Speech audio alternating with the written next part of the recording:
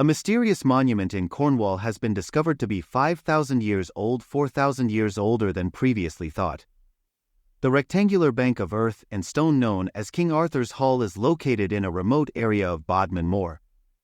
Researchers previously believed King Arthur's Hall on Bodmin Moor to have been built in the Middle Ages, but excavations have shown that it was built some 4,000 years earlier.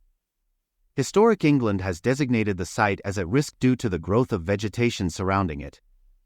It contains 56 standing stones that are partially buried, leaning, or on the ground. It is as old as Stonehenge, having been built for the first time between 5,000 and 5,500 years ago during the Middle Neolithic period, according to archaeologists. According to experts, nothing like it exists in Britain or elsewhere, so the original purpose of the monument known as King Arthur's Hall remains unknown. Phil McMahon, inspector of ancient monuments at Historic England, said, "The news that King Arthur's Hall is Neolithic in origin is exciting and adds significant time depth to this enigmatic site, which has few parallels in England."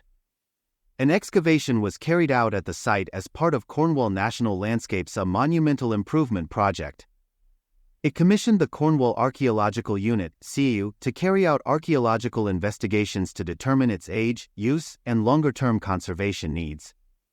Although the site is listed by Historic England as a medieval animal pound, experts have speculated that the monument may actually be prehistoric due to its standing stones, north-south orientation, and location in an area of Bodmin Moor that is home to numerous other early sites. Volunteers from the area assisted with the excavation. Specialist teams from the universities of Reading, St. Andrews, and Newcastle conducted the dating for the excavation by analyzing material from a section excavated through the bank and into soils buried beneath it. Dating from their optically stimulated luminescence (OSL) analysis indicates the structure was constructed in the later 4th millennium BC Neolithic period. Additionally, samples were collected from the monument's interior to confirm the existence of fossilized plant and animal remains, including seeds, pollen, insects, and parasite eggs. The monument's infilling started in the later prehistoric, 2,000 to 2,500 years ago, and medieval, 500 to 1,000 years ago periods, according to radiocarbon dating, for monument activities that impacted the marshy interior of the enclosure. According to experts, these uses, which may have included serving as a pound and subsequently as a reservoir for tin stream working, were most likely very different from what the enclosure's original builders had in mind thousands of years ago. Geological examination of the standing stones suggested they came from within 250 meters, 820 feet, of the site and were possibly dug out from the interior rather than from a distant tor.